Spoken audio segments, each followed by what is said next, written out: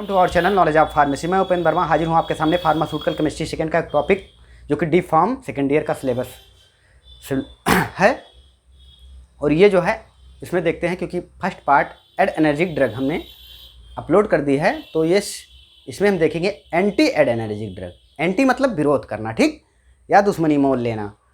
Add energic के against मतलब उसको रोक देना या उसके अगेंस्ट काम करना, ठीक, उसी को हम बोलेंगे एंटी एड एनर्जिक ड्रग, ठीक।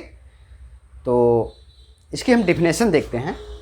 तो ड्रग विच एंटागोनाइज क्या होते हैं, मतलब इसका होता है दुश्मनी मोल लेना या फिर किसी का एंटी होना, उसका विरोध करना, ठीक।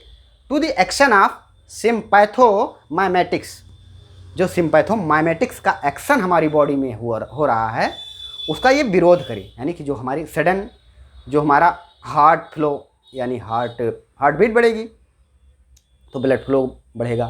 तो जो है हमारे अंदर जो ये सिम्पैथोमाइमेट या एड एनर्जिक न्यूरोट्रांसमीटर को जो है ये क्या करती है, घटाती है, यानी विरोध करती है, उसके विरोध में काम करती है। Are called sympatholytics and anti adrenergic drug.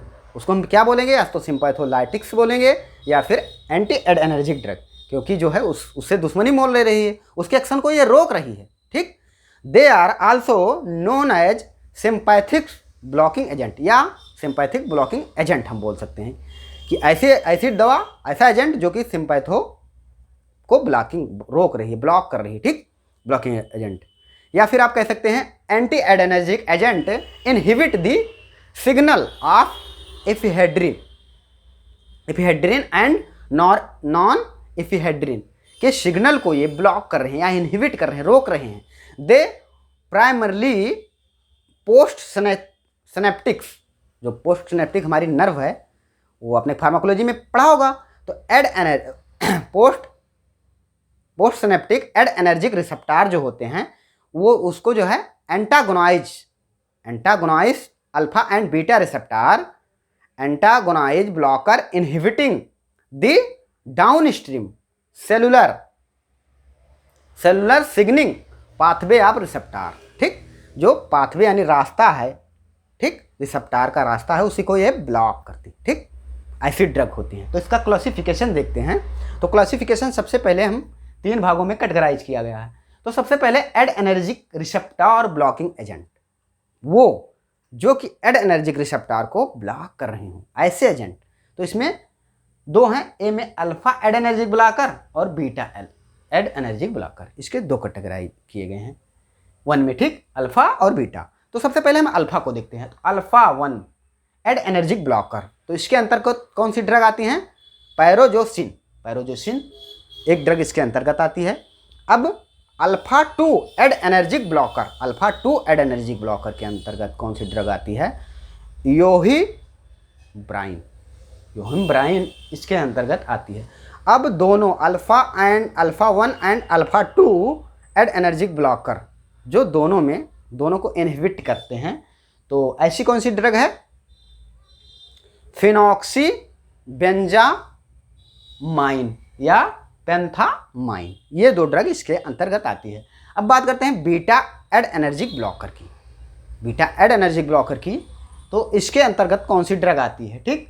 तो सबसे पहले उसी की तरह इसमें बीटा 1 एड एनर्जिक ब्लॉकर, तो इसमें जो है प्रोपोनॉल और मेटोप्रोनॉल 2 ड्रग इसके अंतर्गत आती है, प्रोपोनॉल और मेटोप्रोनॉल।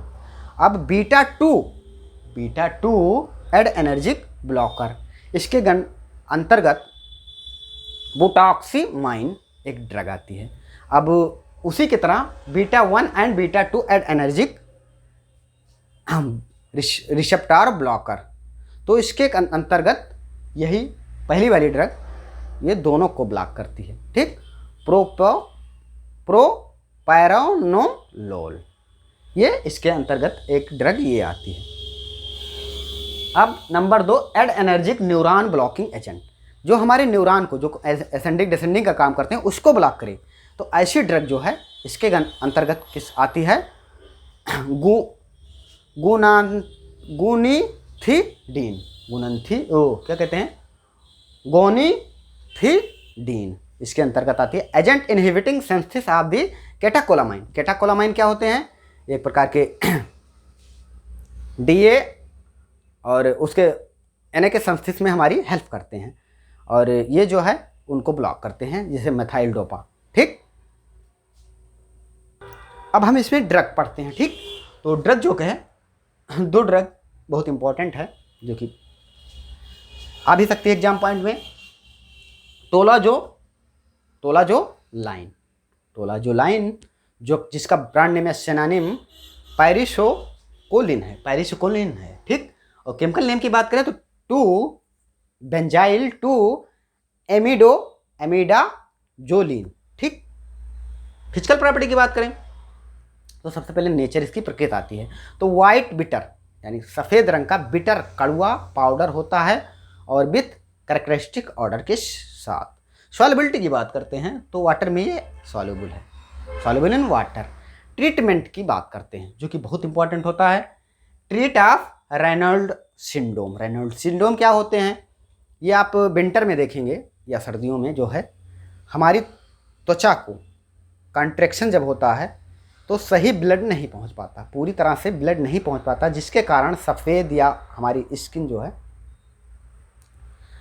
रेड कलर की या फिर डैमेज होती है। तो इसी को हम रेनॉल्ड सिंड्रोम कहते हैं। और दूसरी में पेरिफेरल मतलब बाइसोप्रम। तो ये पेरिफेरल मतलब सपाही। ये क्या होता है? सडन कंट्रैक्शन होता है vessels reduce diameter of blood flow reduce हो जाता है। तो ऐसी कंडीशन में क्या होता है, हमें फिर रेनॉल्ड सिंड्रोम हो जाता है। ये दोनों आप मानिए तो एक ही तरह के हैं। फार्मूलेशन की बात करें तो इसका जो है टोला जो लाइन का जो है इंजेक्शन फॉर्म मार्केट में अवेलेबल है। अब इसी क्रम में हम दूसरी ड्रग देखते हैं। दूसरी ड्रग कौन सी है? प्रोपैरानोलोल। तो इट इज ए नेप्थोलिन डेरिवेटिव। और सिनोनिम की बात करें तो इंडरलिन इसका जो है नाम है। और केमिकल नेम की बात करें तो 1 ब्रैकेट आइसोप्रोपराइनोअमीनो 3 फिर एक ब्रैकेट में 3 नेप्थॉक्सिक 2 प्रोफेनोल। ठीक, और स्ट्रक्चर की बात करें तो CH2 और NHCHCH3CH3O। ठीक, अब फिजिकल प्रॉपर्टी की बात करते हैं तो वाइट क्रिस्टलाइन पाउडर होता है, सफ़ेद कलर का एक क्रिस्टलाइन पाउडर होता है, सॉल्युबल इन वाटर है। ठीक, मेल्टिंग पॉइंट की बात करते हैं तो 163 to 166 सेंटीग्रेड पे ये कंपाउंड मेल्ट हो जाता है। ठीक, अब यूजेज की बात करते हैं तो हाइपरटेंशन में इसका यूज है, क्योंकि ये बीपी को हमारे फॉल कर रहा है, ब्लड प्रेशर को गिरा रहा है। और हाइपरटेंशन कौन सी कंडीशन होती है?